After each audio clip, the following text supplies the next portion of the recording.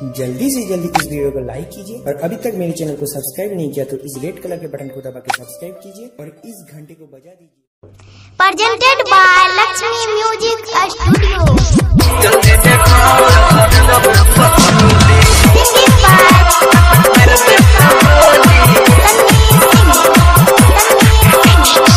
जिला मधेपुरा मर दे तो गोली जल्दी देखने सट जबे पछोली। जिला मधेपुरा मर दे तो गोली जल्दी देखो सट जबे पछोली। आई बंगाल से नाचे के गोरकी, आई बंगाल से नाचे पकड़की, बढ़िया से नाचे में तो फर दे तो चोली।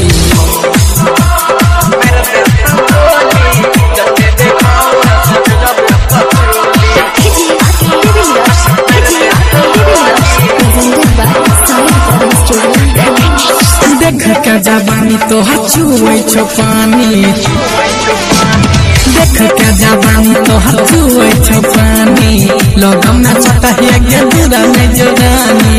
तो जवान छगे हम हो जवान कोरा में याने करलियो ने मान। जब देखै छियो तोहर चोली भीतर से मन हमर जाय छो के डोली। आई बंगाल से नाच के गोरकी, आई बंगाल से नाच पकड़की, जल्दी देखाओ ना तो फाड़ देंगे चोली।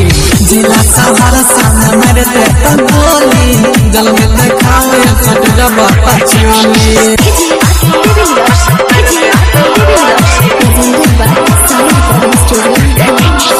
नहीं हिलाबे तुके पतली कमरिया,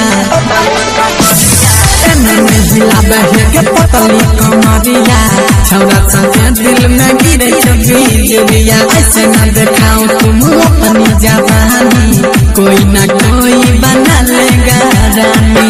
रोशनी का बब्बी और हनी भर देगा तेरी गोदाम में पानी। आई बंगाल से नाच के गोरकी, आई बंगाल से नाच पकड़की, गुड्डू और सन्नी तो फर दे तो चोली।